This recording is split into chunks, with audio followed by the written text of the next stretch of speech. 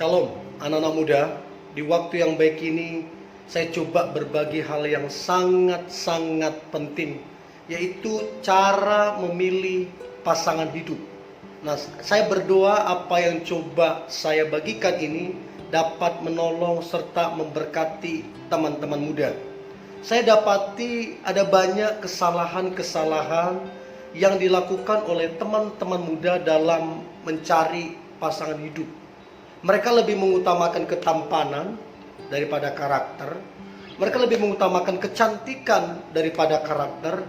Bahkan tidak sedikit lebih mementingkan kaya dan pekerjaan yang bagus. Tidak ada yang salah dengan itu. Namun yang esensi dari sebuah menjalin hubungan bukanlah itu. Sekalipun itu tidak salah. Nah, untuk itu teman-teman, apa yang coba saya bagikan ini dapat membuka pemikiran kita. Kita boleh sama-sama belajar. Dan doa saya, teman-teman yang menonton ini, engkau punya pasangan hidup yang terbaik, yang betul-betul datangnya dari Tuhan. Nah, berikut ini cara memilih pasangan hidup yang tepat dan yang terbaik. Yang pertama, pastikan dulu, ini yang paling penting. Yang pertama, pastikan dulu seiman. Nah, firman Tuhan berkata, janganlah kamu merupakan pasangan yang tidak seimbang. Sebab apakah persamaan antara orang percaya dengan orang yang tidak percaya? Apakah persamaan antara terang dengan gelap? Tidak ada persamaannya. Artinya kalau firman Tuhan berkata janganlah, berarti kata jangan ini sebuah larangan, sebuah himbauan untuk kita jangan melanggar. Berarti Tuhan tahu ini bukan yang terbaik. Nah, yang saya dapati dari beberapa anak muda adalah mereka bilang kita bisa menangkan mereka untuk Tuhan. Katanya nanti setelah menikah baru pindah agama. Masalahnya tidak ada seorang pun atau teman-teman yang sendiri pun tidak ada yang bisa menjamin bahwa dia akan pindah keyakinan. Sebab yang mengubahkan manusia bukanlah manusia. Yang mengubahkan manusia adalah Tuhan. Nah, bagaimana Tuhan bisa mengingkari firman-Nya? Orang firman-Nya bilang janganlah.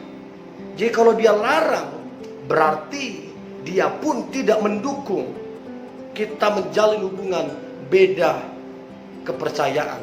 So teman-teman, carilah pasangan yang seiman, maka engkau akan diberkati.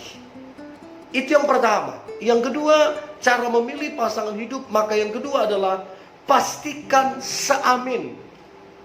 Nah, seamin ini penting banget. Artinya dia mendukung apa yang kamu lakukan, dan kamu juga mendukung apa yang dia lakukan. Selama itu benar, selama itu tidak bertentangan dengan firman Tuhan, selama itu baik, kamu mendukung. Nah, seamin itu artinya ada chemistry di dalam, ada kecocokan. Nah, seamin itu artinya sepaham, sepemikiran, sehingga apa yang didoakan, apa yang dikerjakan, apa yang dituju, semuanya boleh tercapai dengan baik karena seamin. Yang repot adalah kamu bilang apa, dia bilang apa. Kamu maunya apa, dia maunya apa. Ya, ini repot. Ini repot dalam hubungan. So yang kedua itu pastikanlah seamin. Yang ketiga adalah pastikan sepadan. Kalau kita mau milih pasangan hidup, maka yang ketiga pastikan sepadan. Saya ulang ini terus menerus. Sepadan itu bukan sesama suku. Sepadan itu bukan sama-sama kaya, bukan sama-sama berpendidikan tinggi atau gelar bangsawan, bukan. Sepadan itu artinya saling. Nah, kalau teman-teman lihat kedua tangan saya, saling itu seperti ini.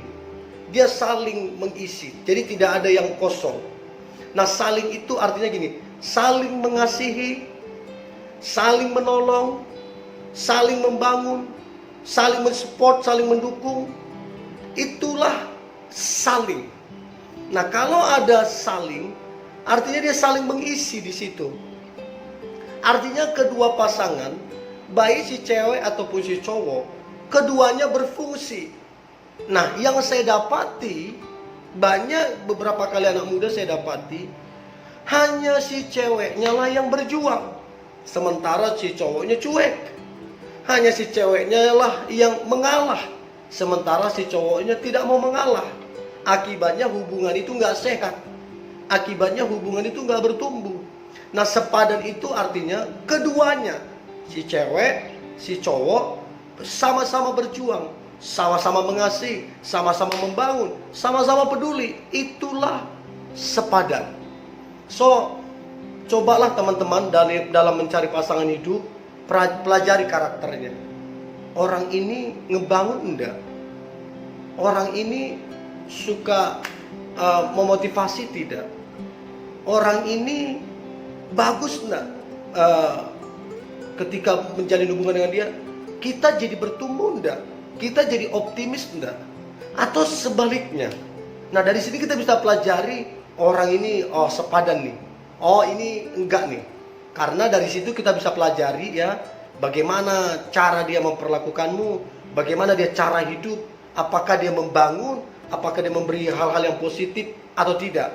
Nah, dari sini kita bisa tahu dia sepadan atau tidak dengan kita. Nah, itu yang ketiga. Kemudian cara memilih pasangan hidup yang keempat adalah pastikan dewasa. Nah, dewasa artinya ada tanggung jawab di dalam, ada komitmen. Nah, dewasa juga artinya bukan cuman kita bertanggung jawab secara keuangan, finansial. Dewasa juga artinya bertanggung jawab, menjaga perasaanmu, menjaga hatimu. Itu juga bagian dari orang dewasa. Nah, pacaran atau membangun hubungan itu nggak bisa untuk anak-anak. Pacaran atau menjalin hubungan itu untuk orang dewasa. Nah, anak-anak itu dunianya adalah main-main. Anak-anak sifatnya itu cuek. Anak-anak sifatnya itu egois. Nah, jangan hanya karena dia tampan, jangan hanya karena dia cantik, kita mengabaikan sikapnya yang kekanak-kanakan. Kalau dia kekanak-kanakan, mau setampan apapun, mau secantik apapun, sorry, jangan bawa ke masa depanmu. Sebab kekanak-kanakan tidak punya masa depan. Tidak punya masa depan dalam hubungan. Nah, bagaimana bisa saya bilang tidak punya masa depan dalam hubungan? Ya jelas, sebab dia cueki kamunya, dia cueki hubunganmu, dia hanya mementingkan dirinya. Dan yang parahnya adalah dia hanya main-main dalam hubungan itu. Dan tidak sedikit akhirnya orang berpacaran 5 tahun, 10 tahun, tapi tidak jelas. Hanya gitu-gitu, muter-muter. Karena apa? Masih kekanak-kanakan. So, yang keempat itu sangat penting dalam mencari pasangan hidup. Ya, pastikan dia dewasa. Memang tidak semudah kita lihat oh dia dewasa enggak. Semua butuh proses. So, teman-teman muda yang mendengar ini, untuk bisa memastikan dia dewasa, maka butuh waktu. Saya tidak percaya yang namanya cinta dikatakan orang cinta pandangan pertama. Saya nggak percaya itu. Cinta itu realistis, bisa diukur, ada ukurannya. Cinta itu nggak begitu muncul. Cinta itu muncul karena ada sebuah proses, ada sebuah pengenalan. Nah, jadi kalau kita hanya instan-instan, ya bahaya dong. So, untuk kita bisa tahu dia dewasa, maka kenalilah dari sebuah proses waktu yang berjalan. Cara dia bersikap, cara dia berespon, bagaimana dia dalam kehidupan, bertanggung jawab apa tidak dalam pekerjaan, bagaimana terhadap orang tua, bagaimana dalam lingkungan, bagaimana dalam pertemanan. Dari situ kita bisa lihat orang ini dewasa apa tidak. So, itu yang keempat. Nah, kemudian yang kelima, cara memilih pasangan hidup. Yang kelima adalah pastikan memiliki visi ataupun perencanaan. Sebab tanpa visi, firman Tuhan berkata, apabila tidak ada visi, maka liarlah hubungan yang dijalani. Apabila tidak punya visi, apabila tidak punya perencanaan, maka hubungan itu akan liar. Hubungan itu akan buang-buang waktu, bahkan akan mengecewakan. So, terkhusus teman-teman cowok yang mendengar ini, kita harus punya visi. Nah, teman-teman cewek, pastikan dalam mencari pasangan hidup, pastikan si cowok itu punya visi, punya perencanaan. Untuk itu gak salah kalau kita tanya, apa visimu? Apa perencanaanmu? Supaya teman-teman cewek tahu kemana kalian akan pergi, apa yang akan kalian tuju.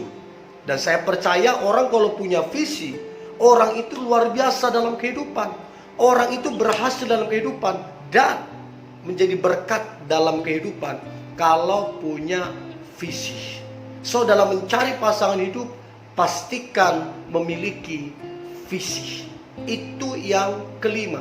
Nah, kemudian yang keenam, cara memilih pasangan hidup. Yang keenam adalah pastikan dia rajin dan bertanggung jawab.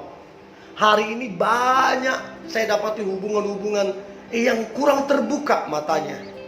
Pasangannya pemalas, ya. Bahkan beberapa kali saya konseling, setiap kali makan si ceweknya yang bayar. Dan saya tanya, emang si cowoknya nggak punya uang? Emang si cowoknya nggak punya pekerjaan? Ceweknya bilang, punya uang, punya pekerjaan, tapi pelit. Bayangin, setiap kali makan, ceweknya yang bayar. Bahkan parahnya, beberapa kali si cowoknya pinjam uang sama si ceweknya dan tidak dikembalikan. Ini yang repot. Untuk itu pastikan dia rajin, ya, bukan pemalas, ya. Apalagi cuma ngandalin harta orang tuanya, ngandalin papa mamanya. Pastikan dia rajin, pastikan dia bekerja sehingga engkau tidak dirugikan. Ya, itu yang keenam. Yang terakhir, cara memilih pasangan hidup yang terakhir adalah pastikan orang tua itu merestui. Sebab orang tua adalah wakil Tuhan di muka bumi ini. Firman Tuhan berkata, hormati ayah dan ibumu supaya lanjut usiamu dan berbahagia. Jadi kalau kita mau punya hubungan yang berbahagia, ya tidak ada cara lain. Kita harus respect dan menghormati orang tua. Untuk itu, restu orang tua itu wajib, tidak bisa ditawar-tawar. Nah, muncul pertanyaan, bagaimana Kak kalau orang tua saya dia memilih